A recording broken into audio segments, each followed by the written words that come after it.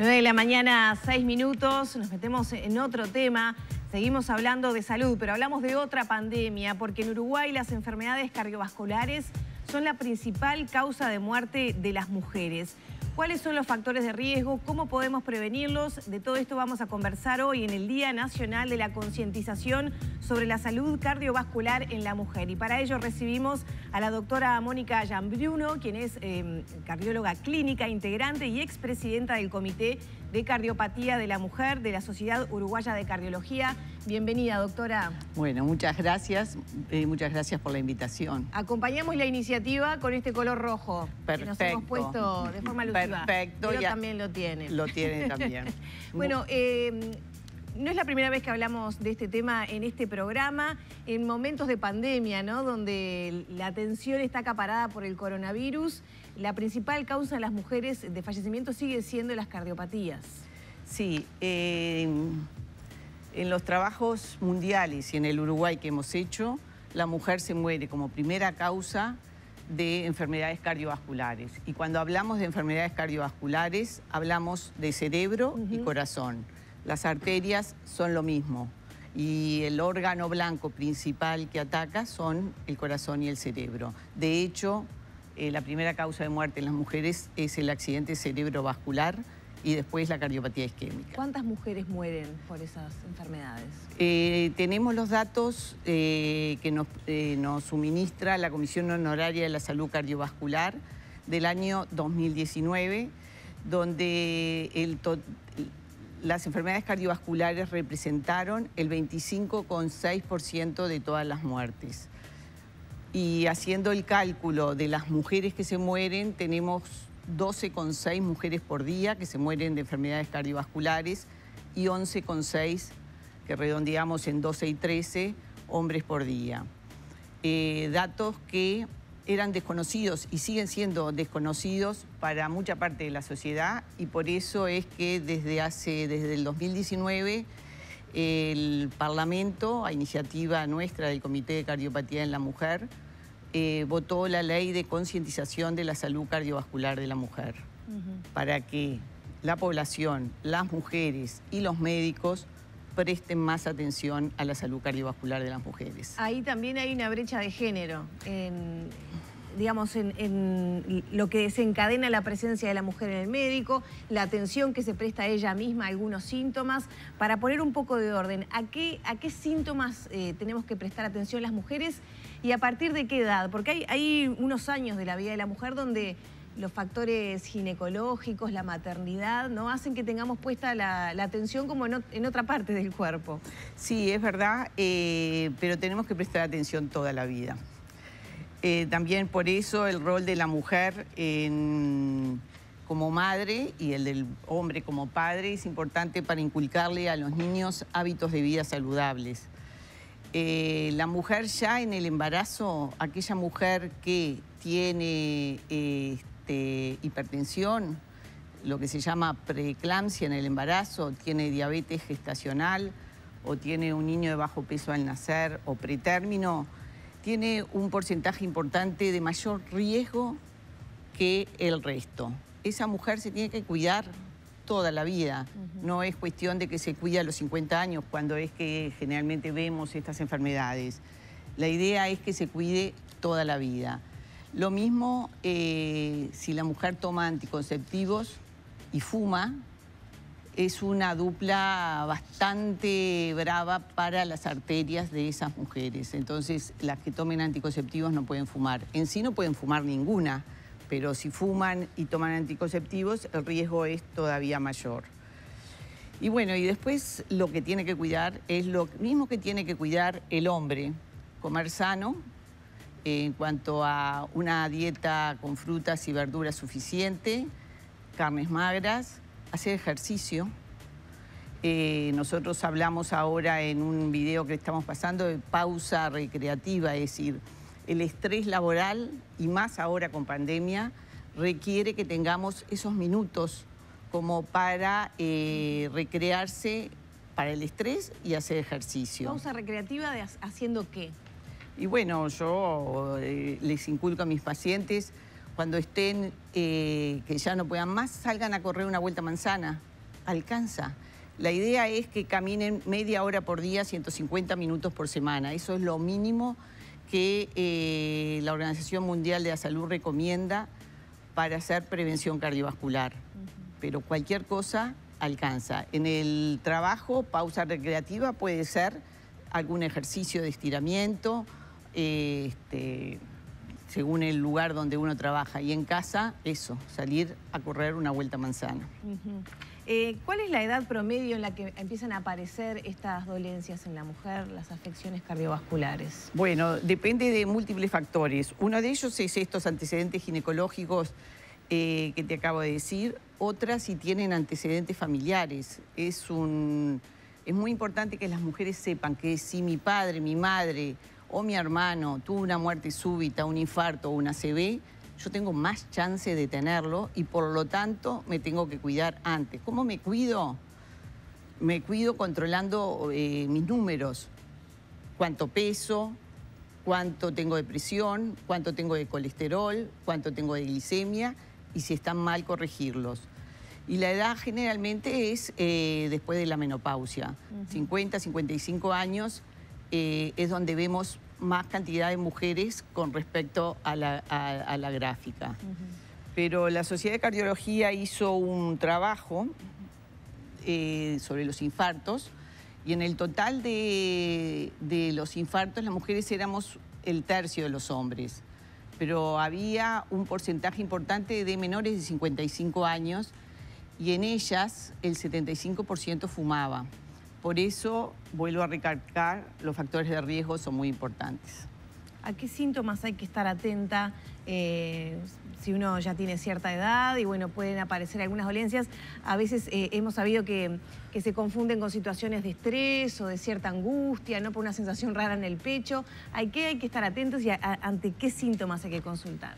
Bueno, cuando surge un síntoma nuevo, hay que consultar. La mitad de las mujeres tienen los mismos síntomas que los hombres, que es la sensación de opresión, cuando tienen un infarto, la sensación de opresión en el pecho, que algunos refieren como si tuviera una plancha, como si me sacaran el aire y demás. El 50% de las mujeres tienen los mismos síntomas que los hombres.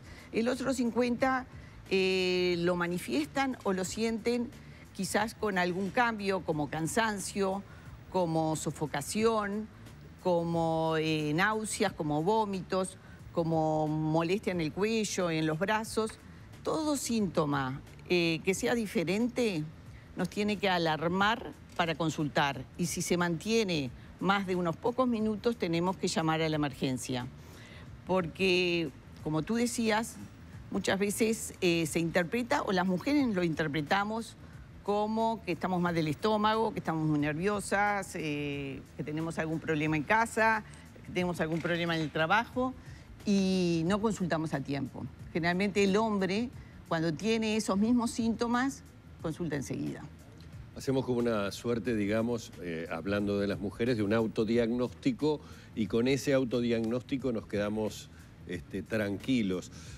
De todas maneras, mientras usted iba enumerando algo que, como bien decía Lorena, lo hemos tratado tantas veces aquí en el programa y hemos escuchado tantas veces lo de la alimentación saludable, obviamente lo del tema del cigarrillo, ni que hablarlo de por lo menos el mínimo ejercicio de salir a caminar, cuidados como por ejemplo pueden ser el tema de la obesidad, y sin embargo uno sigue viendo mucha gente y muchas mujeres que no porque no quisieran hacerlo, sino que por el estilo de vida que ya tienen, las ocupaciones que ya tienen, hay muchas de estas premisas que no las cumplen. Y ni siquiera la de la visita más o menos periódica a una revisión médica que me permita, por lo menos con el profesional, un intercambio de ese tipo de síntomas que me hagan eliminar el autodiagnóstico y que tenga enfrente una persona que sabe que me pueda decir, hey señora, cuidado que esto también puede ser tal o cual cosa, y allí determinar otro tipo de análisis, de estudios o de lo que fuere. ¿Con qué periodicidad mínimamente tendríamos, independientemente de los buenos hábitos, que además visitar a un médico, tener por lo menos la charla con el médico de este tipo de cosas.